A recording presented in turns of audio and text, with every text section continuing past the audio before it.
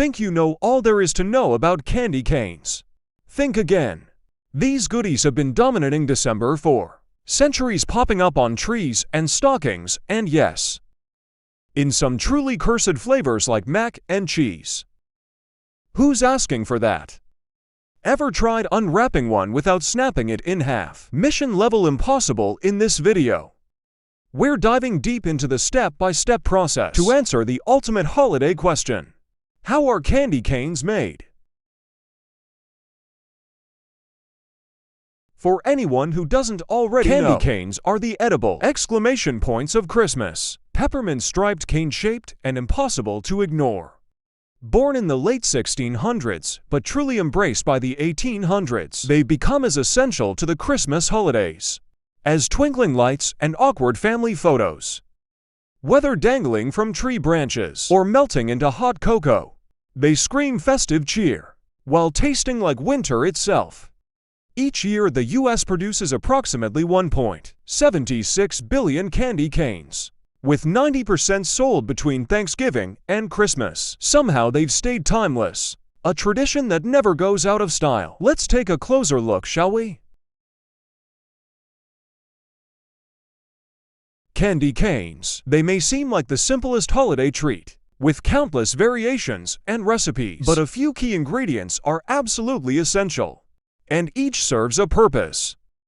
Skip one or get it wrong, and you're left with something that's definitely not a candy cane.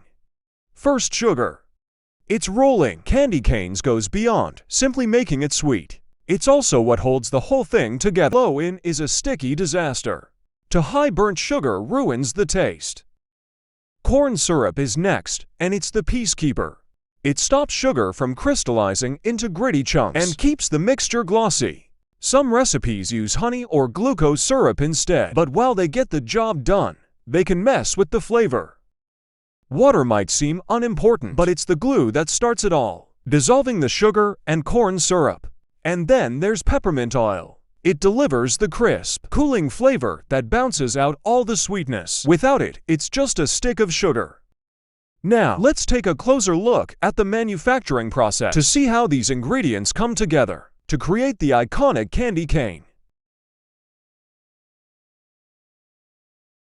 The process of making candy canes here in one of America's oldest candy shops begins with a blast furnace that has been running since 1903. This type of furnace is usually used for melting metals and factories, but here Nick and Debbie, the owners of Lucas Candies, have adapted it to heat the sugar mix degrees Fahrenheit with a temperature constantly checked using a high heat thermometer. Getting the right temperature directly affects the final candy. If the sugar gets hotter than required, the final product will be too brittle. And if it's not hot enough, the sugar mixture will be too soft to work with. One unique ingredient added at this stage is cream of tartar, which is a fine powder made from tartaric acid, a byproduct of wine making. This ingredient slightly changes the acidity of the blend and helps stabilize the sugar, keeping it stretchy as it cools. The cooking takes about 25 minutes, during which the sugar changes from a grainy texture to a shiny molten liquid. Watching the sugar transform is quite interesting, as the crystal dissolves in the mixture, bubbles until it becomes smooth and glossy. After cooking, the sugar mixture is moved upstairs for cooling and flavoring. It is placed on a large steel cooling table, which weighs about 2,000 pounds, and is coated with Crisco, a butter substitute, to keep the hot sugar from sticking. These cooling tables allow the sugar to cool evenly, staying workable for the next steps. Cooling tables like this can cost over $5,000, depending on their size and heat resistance. The table's heavy build absorbs the heat from the sugar and gives a stable surface to work on. The sugar is split into two batches, one for the white part of the candy cane and one for the bright red. Steel bars are placed around the sugar to keep the heat in, allowing it to stay soft enough to shape. Managing the heat is often overlooked at this stage. Sure, the sugar needs to be soft enough to work with, but ideally you'd like to keep your face intact and unliquefied by the scorching fumes. A melted face is definitely not something your family wants to see at the Christmas dinner table. I'll tell you that. Moving on. One batch of sugar is flavored with peppermint oil, which gives candy canes their signature taste. This can be a bit tricky. Scent fills the entire workspace, Workers wear protective gear like goggles and masks to avoid discomfort from the strong vapors, as well as contaminating the product. The peppermint oil must be added at the right moment so that the flavor blends seamlessly without messing up the sugar. The red batch of sugar is mixed with food-grade coloring, unlike mass-produced candy canes, where the red stripes are often added after the candy is shaped. This method mixes the color directly into the sugar. This gives it a deeper, more even color and prevents fading. Workers fold and mix the sugar to distribute the color evenly without overheating it. The next part of the process is dedicated to getting the right candy cane. The goal is to keep a strong contrast between the red and white parts, and because the red sugar is more sensitive to overworking, it's usually handled by the more experienced workers. When both batches are ready, the real artistry begins. The edges of the white sugar are slightly dampened, so they stick to the red sugar. These pieces are then layered to create the stripe pattern everyone knows. The combined sugar is rolled and stretched into long, even ropes, and this has to be done quickly. The layers get lined up, and then the ropes are twisted to create the classic spiral pattern, which takes skill to keep the stripes even along the entire length of the candy cane. The final shaping can be done by hand or with tools that curve the ropes into the traditional hook shape of a candy cane. For smaller bite-sized candies, small-scale production facilities tend to use vintage candy cutters. This manual device built to handle heavy use cuts the sugar into even pieces. The cutter's sharp blades give each piece a razor-clean cut within a few minutes of shaping. The candy cools and hardens. This rapid cooling not only makes the candy solid, but also locks in the bright colors and detailed patterns made during shaping. Workers lay the candy out evenly on cooling racks to prevent any bending as it hardens. Candy canes come in all shapes and sizes, each one perfect for a specific moment or mood. Handshake, sweet, quick, and easy. These guys are perfect for tossing into stockings, handing out to kids, or decorating gingerbread houses. You could probably eat a whole handful before anyone notices. Then there's the standard size. The OG of candy canes, measuring about 6 inches. These are the ones you hang on your tree, stir into hot cocoa, or munch on while wrapping last-minute gifts. They're the perfect mix of practical and festive. Always reliable, but never boring. And for the real showstoppers, there are giant candy canes, the stuff of legend, towering at over 12 inches. They're too massive for most tree branches, but ideal for dramatic displays. Whether you're using them as festive props or to one-up your neighbors, they demand attention no matter the size. Candy canes bring their own flair to the holiday season.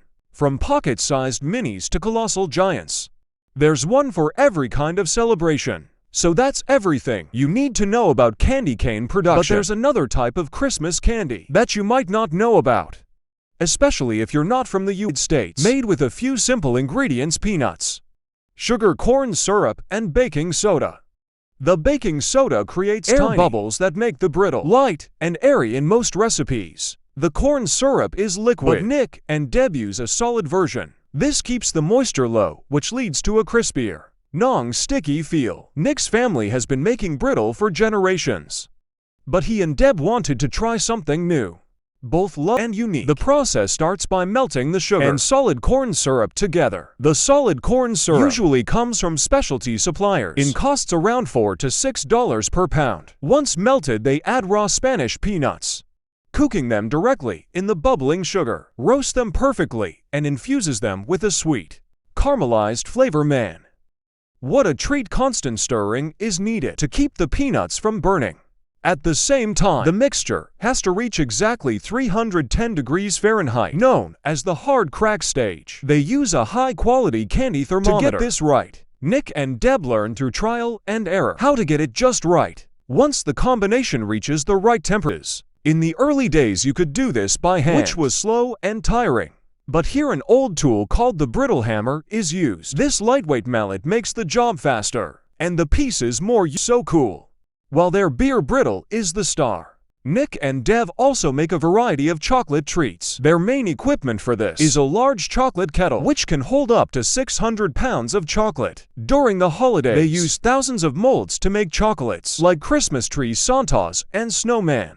Each mold is vibrated to remove air bubbles before cooling, ensuring the chocolates look professional.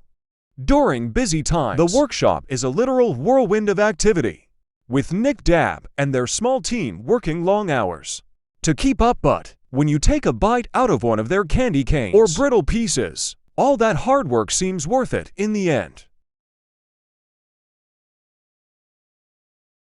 Now, starting at No. 5 and counting down to here are the top 5 most interesting and commonly unknown fun facts about candy canes. Are you ready? Candy canes didn't start as holiday treats. They were basically sugar sticks for survival. In 1670, a choir master at a cathedral in Germany handed out stray sugar sticks to children during long nativity services to keep them quiet. They were later bent into their now famous crook, shaped to resemble a shepherd's staff, connecting them to the Christmas story. Practical and symbolic, candy canes were the original multitaskers, pulling double duty as pacifiers and holiday props. Let's just say those kids probably didn't mind sitting through a 2-hour sermon. You know, that obnoxious crunch sound when you bite into a candy cane. Yeah, that's not an accident. Candy canes harden in a way that amplifies sound when it breaks. Some food scientists even call it the snap factor. So next time someone crunches a candy cane during your favorite holiday movie, you can blame physics or just, take their candy away. That satisfying snap when you break a candy cane. It's not by accident, it's physics. Candy canes made from boiled sugar hardened into a crystalline structure similar to glass. In fact, pound for pound, a candy cane can handle more pressure than your average pane of window glass before breaking. Some manufacturers even test the candy's durability to make sure it can withstand shipping without crumbling. This durability also makes them popular for crafts, whether as makeshift hooks for tree ornaments or the world's least effective self-defense tool. When we say giant candy cane, we're not talking about those oversized ones. From the store in 2012, a dude named Elaine Robe created a candy cane that measured 51 feet long and over 900 pounds for context. That's taller than a giraffe and heavier than a baby elephant. This massive sugary masterpiece took days to make and had to be constructed outside because, let's face it, there's no kitchen big enough for that. And while it wasn't edible, it's officially recognized as the Guinness World Record holder for the largest candy cane. Imagine the toothache if someone actually tried to take a bite. You probably didn't expect to hear black market and candy canes in the same sentence. But here's the deal: zoos around the world love using candy canes as holiday treats for animals like giraffes, elephants, and even tigers. Since candy canes are high in sugar and have no nutritional value, zoos don't openly advertise this because who wants a tiger with a sugar rush? But they often accept expired candy canes from factories as part of enrichment activities. Watching a 10-foot giraffe carefully nibble on a peppermint stick is truly a Christmas miracle. There you have it, the top 5 most interesting, lesser-known facts about candy canes. Counting down to the most fascinating one of them all. Which fun fact surprised you the most? Let me know. And don't forget to experiment with your candy canes or just crunch on them obnoxiously during a family holiday movie. So now you know exactly how candy canes are made. Which brings us to a close.